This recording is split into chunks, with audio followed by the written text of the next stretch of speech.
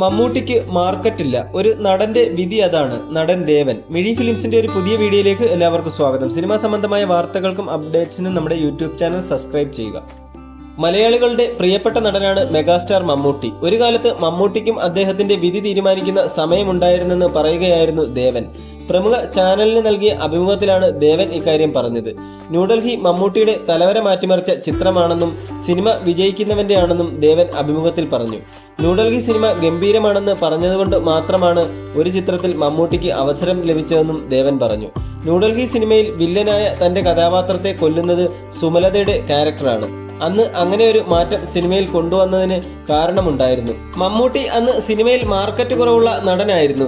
അതിനു മുൻപ് മമ്മൂട്ടിയുടേതായി ഇറങ്ങിയ ചിത്രങ്ങളൊന്നും അത്ര ഹിറ്റായിരുന്നില്ല. അന്ന് മമ്മൂട്ടിയെ സ്ക്രീനിൽ കണ്ടാൽ അത്ര നല്ല റെസ്പോൺസ് അല്ല ആളുകൾക്ക്. അതിൽ നിന്ന് രക്ഷപ്പെടണമെങ്കിൽ മമ്മൂട്ടിയുടെ GK എന്ന കഥാപാത്രത്തെ കുറച്ച് താഴ്ത്തണമായിരുന്നു.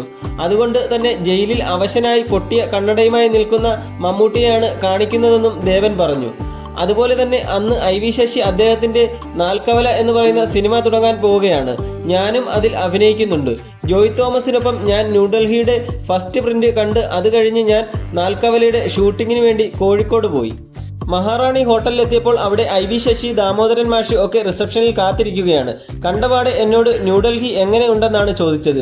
ഗംഭീര സിനിമയാണ്, 100 ദിവസം മിനിമം ഓടുമെന്ന് ഞാൻ പറഞ്ഞു.